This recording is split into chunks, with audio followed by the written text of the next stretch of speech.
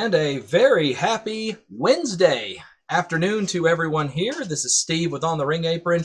Our second of 3 live shows that we're doing this evening and afternoon. If you were joining us a little while ago, just saw the ladies do their Pour the Tea episode where they had a very vivid discussion about the forthcoming team-up of Roman Reigns and Cody Rhodes this upcoming Saturday in our hometown of Atlanta. Go Bravos tonight. Let's see if they can get back in the series. But in the meantime, we discussed, what does it mean for Cody? What does it mean for Roman? Are they truly going to be able to coexist?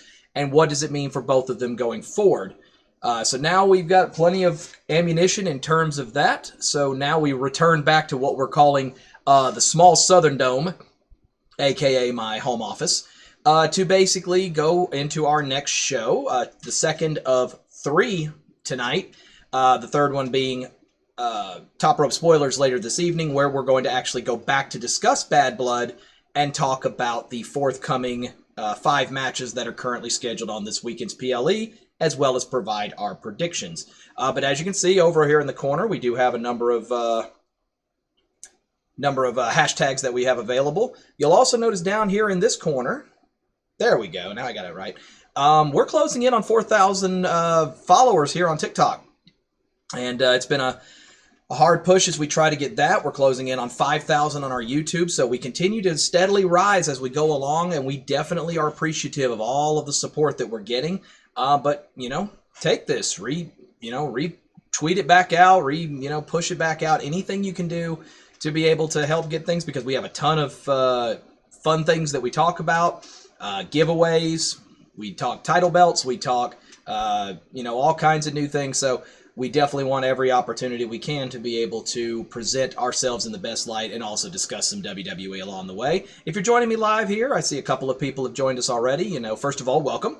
And hopefully you're able to get a good bit of knowledge as well as an opportunity to be able to chat about some fun stuff. We do have 2 new champions over there, as you can see over here on our side. We'll be going through each of those as well as placing their new championship plates, which we've been privy to through our show, so we get an opportunity to be able to discuss that, as well as also give us a fair opportunity to have some conversations. So if you got something you want to hear, you want to shout out, you want to bring up a possible topic, don't hesitate, throw it in there. Let's see what happens. But for those of you who've never joined me, this is Plate Exchange, where we do have each of the replica championships as we acquire them, and also we are the group that is lucky enough to be able to be given copies of each person's respective side plates right after they win them. So typically the champion ultimately has, of course, the opportunity to be able to receive them first, but then we get the chance to be able to get them usually next, unless they go live on the shop, very similar to what Jey Uso's did immediately following his Intercontinental title win.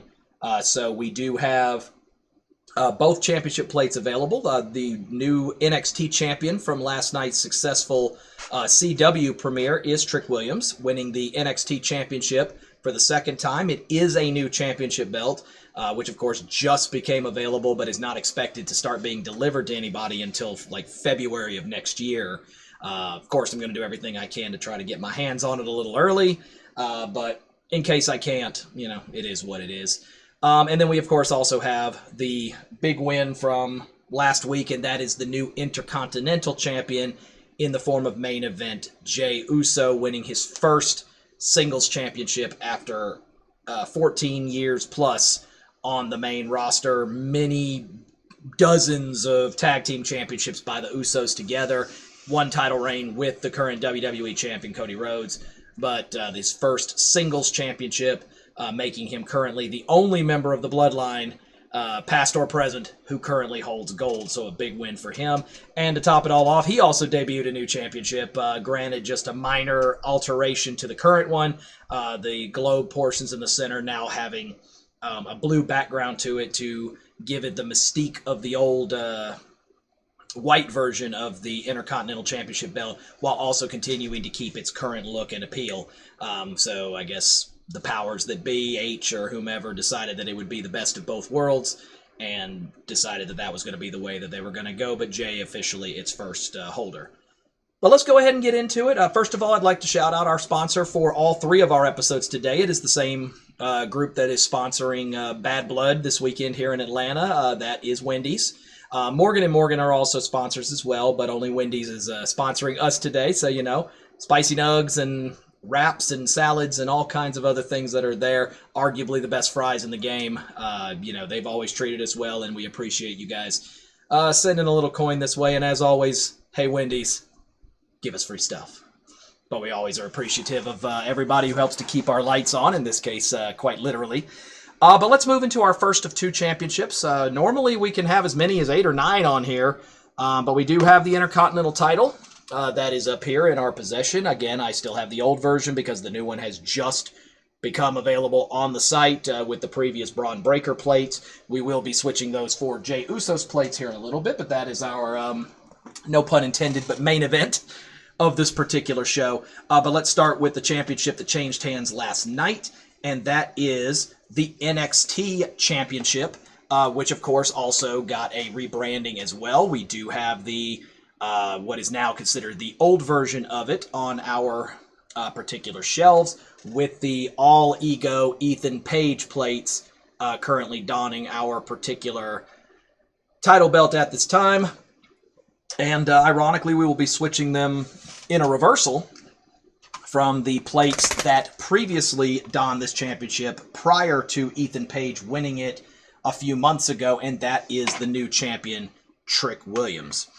Now, last night, we ended up having the successful premiere of NXT, and ultimately that of first time on, I guess, public television, if you will, or, you know, primary local television, as they premiered on the CW after spending years on a combination of the WWE Network and USA.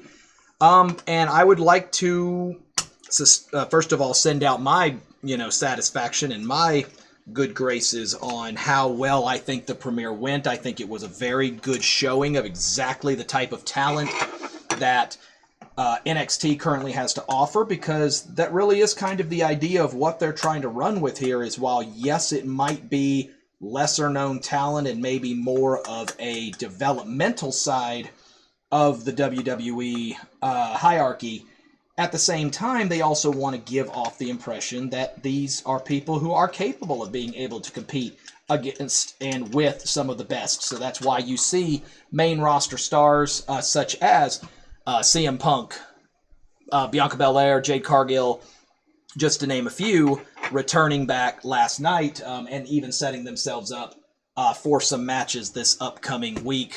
Example like Bianca Belair and Jade Cargill ultimately coming to the backing and aid of the current Women's North American Champion Kalani Jordan, leading to a six-woman tag match next week between the tag champs and the Women's North American Champion teaming up for the first time to battle against Fatal Attraction.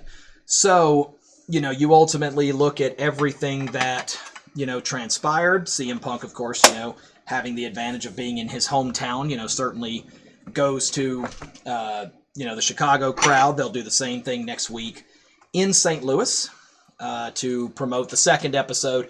And really, this is going to be a good opportunity to be able to see, is NXT ready to potentially start going on the road and really kind of viewing it as like a third brand instead of just a developmental area. But while I was discussing that, we did get the first set of plates off of here. So we're going to show you the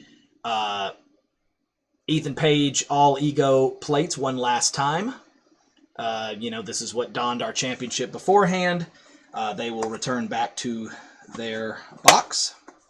And with that, we do hold the title plates of the now once again champion of NXT, and that is Trick Williams. Now, Trick Williams will enter into his second run as NXT champion, going into some rather favorable company, as only a handful of people are able to lay claim to the fact that they were able to win the NXT Championship more than once during their tenure down on the, well, I'd say the gold brand, but I guess it's the silver brand now. I'm I'm not sure. I'll have to get HBK to side on that one. And for those of you wondering what the new title belt looks like, that's actually what the new one looks like, with the new NXT logo at the bottom below my head here. The new NXT logo that is going to don it for, the period of time that we are on CW, which does appear like it's going to be a little over a year. More than likely, they'll eventually move them to Netflix. But for now, giving it an opportunity to kind of give it a fresh, fresh coat of paint, as well as also introducing some new championships. So officially, it will be Ethan Page will be the final person that will be holding the old version of the championship, and it goes back to Trick Williams when it comes to the new ones. So now you look at everything that, Trick Williams has presented. A lot of people felt that, he would potentially not win this match because of the fact that ultimately it would be the sign that maybe Trick is ready to get called up.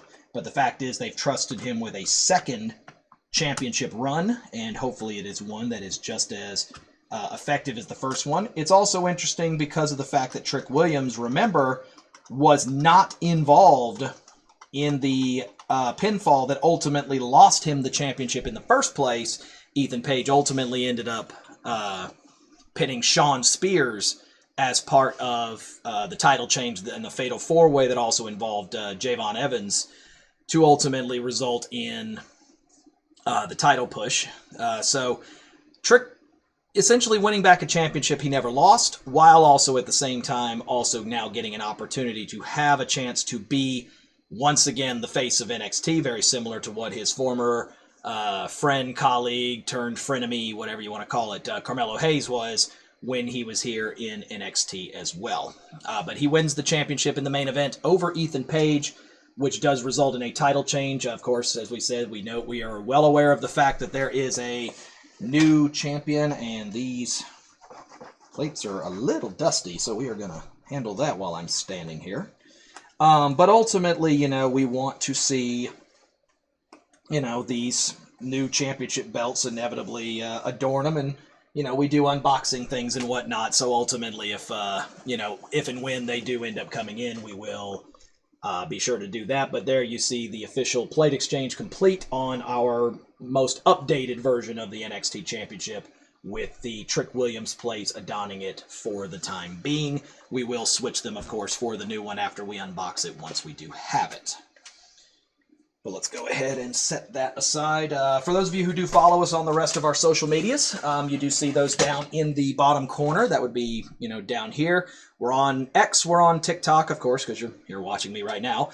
YouTube is where we upload everything after we're done. We've also got Facebook, both our individual pages as well as our team page as well. And then you also have Instagram. And if you're in Canada, welcome, And we also are on Hive, which is a smaller, the Canadian version of X. So, some opportunities to be able to follow us, and we do upload all of this videos as well as information onto our pages once we are completely finished.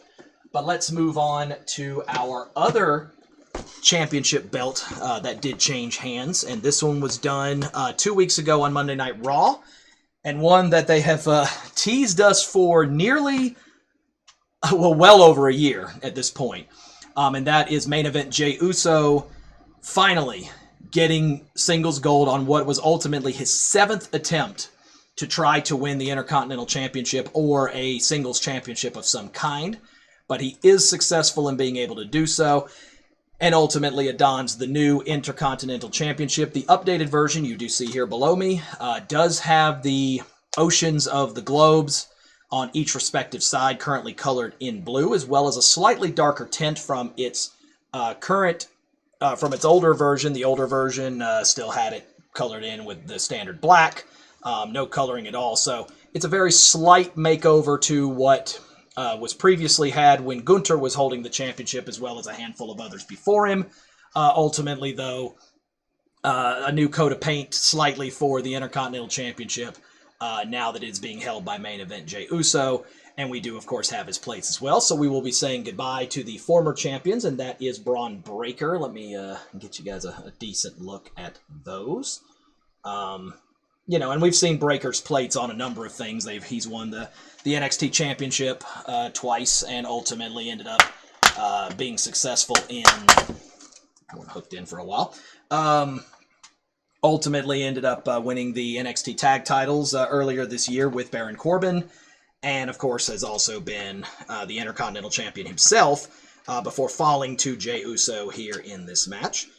And to me, for as many people that wanted to see Jey Uso ultimately become champion, after it happened, it actually was quite shocking to me how many people almost seemingly turned on Jey and this decision to make him champion because they felt that it was burying the much younger Bron Breakker. I'm just going to be the one who's going to go on record, and I understand I am just a single voice, maybe just slightly stronger than the average fans because I have a platform to talk about it. But at the end of the day, I really do feel like it is a circumstance where Braun's going to be fine. Bron Breakker is destined to be a multiple-time world champion in this company before he is finished. His best years are still in front of him, and he's already had a seemingly historic run in NXT. Probably stayed down there by most people's standards about a year longer than he should have. He created a heel role, came up, won a championship, held it strongly. Ultimately, it allowed for his victory by Jey Uso to seem that much more well-earned and that much more well-deserved, which in turn makes not only Jey look better, but also will make Braun look even stronger, that look what it took to finally take this championship off of me. Very similar to the way that Sami Zayn had to put on the match of his life at WrestleMania in order to be able to finally conquer over Gunther in his 666-day reign. His championship reign does only last about 90-some-odd days, so it's not a terribly long run, but I think that's also because, frankly, we've been spoiled. Because we are seeing these long championship runs, 1,300-plus days with Roman Reigns as the Universal WWE Champion, and then you look at Gunther, 600-plus. Gunther, when he was UK champion, he had over 700. Ilya Dragunov went over 600. So, you know, you look at all of this and you almost realize that, you know, there used to be a time in professional wrestling when championships typically changed hands about every other month. But now we exist in a time where everybody is expected when they win a championship to have a run of, you know, hundreds of days and everything else. And I really think they're kind of pulling back on that. Because if you have these just consistent dominant champions, it does lead to a little bit of spontaneity, and it makes it to where there's just, you know, that surprise factor, because a lot of people expected that Jey was going to lose this match. So the fact that he ended up winning ultimately tells you that, look, there's still some surprise, there's still some spontaneity within WWE and within NXT, so we want to be able to present ourselves to where every single show there is a chance of a title change. And that's exactly what happened here in this instance. So ultimately, as we said, we have been blessed with the fact that we have been given early privilege, although not by a ton on this one. But the Bron Breakker plates will be exiting our particular title belt here, so we'll be saying goodbye to those, but very strong feeling that we have not seen the last of his plates by a long shot, and the next time we see them, we may be putting those on a world championship. And ultimately, we do go to main event Jey Uso. Let me get that in front of my light here so that way y'all can see it. There we go. There's a good look. But ultimately, you know, the Jey Uso plates prepped for a little bit, and everyone expected that, you know, this could have happened, you know, months, even years ago, because it was only 2 years ago that he was facing Roman Reigns in the main event of SummerSlam with an opportunity to be able to become the Universal Heavyweight Champion, the Undisputed Champion. Ultimately, he came up short, but it is his 7th attempt to try to win championship gold in singles competition. And as he pointed out himself, you know, I'm no longer being viewed as just the twin. Now I am a champion all my own. So what an opportunity, though, for Jey Uso to now be able to truly, you know, show what he is capable of, the trust that the WWE Universe has given him, and now the true trust that the powers that be sitting in the back have given to Jey in this instance by now allowing him to hold singles gold, before, potentially before his brother, who has not held singles gold himself. So it just tells you just how far Jey's come. And, in storyline, obviously, is one thing. But the one thing you can definitely pinpoint to is one of the biggest smiles in the entire world, besides that maybe of Jey's son, had to be Roman Reigns and any other members watching of the NOI and the Fatu family.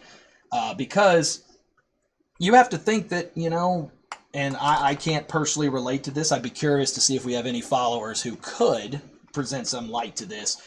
But as a twin, it always feels like, you would be in a shadow. Now, again, I don't have a twin brothers, or twin siblings of any kind.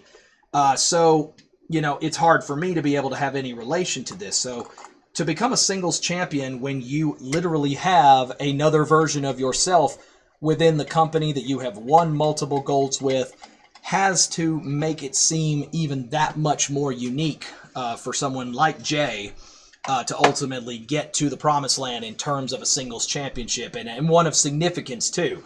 The number of people who have held the Intercontinental Championship is, legendary. 12 Hall of Famers, Michael Cole, you hear him all the time, 12 Hall of Famers, and several future ones have all held this championship.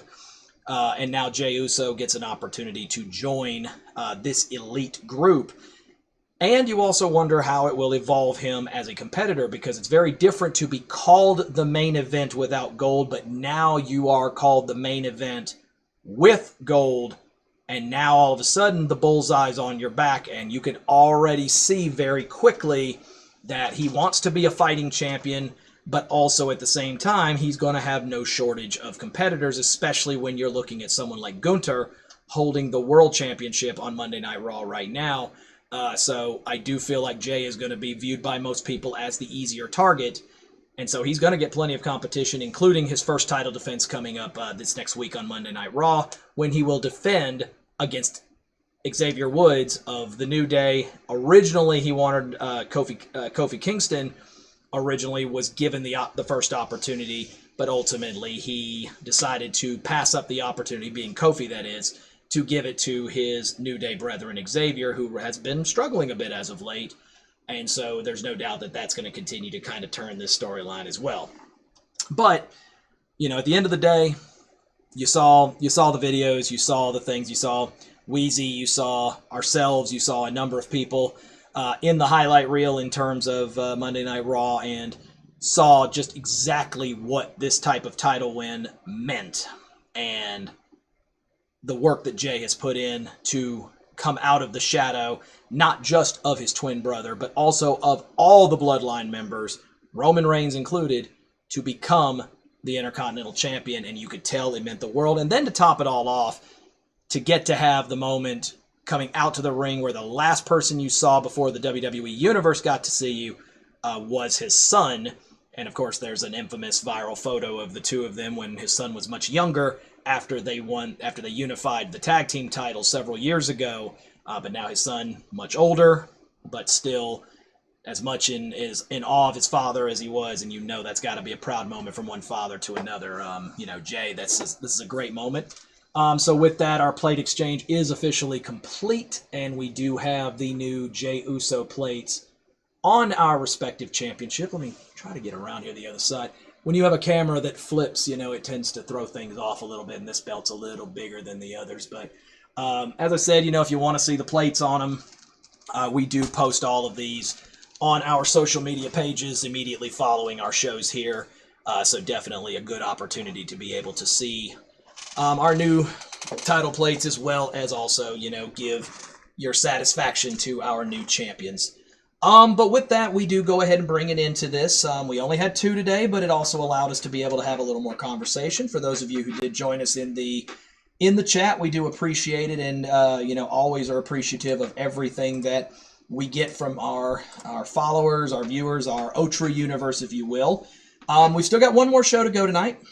We are going to be doing top rope spoilers here in just a little bit, so get ready for that. That is our official prediction show where we're going to discuss this Saturday's Bad Blood event right here in Atlanta again. Oh, go Braves. So that way we can be able to discuss, the team up of Cody Rhodes and Roman Reigns, both, obviously billed here in Atlanta. And also you look at the other matches, including the 2 wars that involve the Judgment Day, as well as matches for both of the respective women's championships on the main roster. So there's plenty still to talk about and plenty more to still go over. So don't go too far away from your phones, tablets, laptops, computers, whatever it is you're using to watch us, because we've got plenty more to say. The ladies will be back. They got their show earlier. I get mine, and now we'll all be together for the 3rd one. And of course, you still have an opportunity to be able to put in your votes for who you think is going to win Bad Blood's matches and combine your votes in with the rest of the OTRA universe to see if you can hang with us. I've still got the lead at the moment, so, some catching up work to do, but it's a lot closer than I'd like it to be. So we'll see if the OTRA universe can be able to push things in. But either way, once again, I'm Steve with On the Ring Apron. We're a subsidiary of the Mania Club. Go check them out. We just wrapped up Childhood Cancer Awareness Month, got several $1,000s worth of donations. We all are appreciative of everything as we continue to battle the fight against childhood cancer on behalf of Connor's Cure.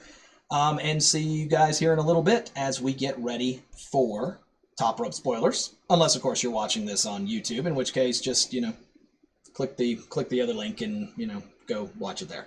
But either way, we'll see you in a little bit. Have a good one, guys.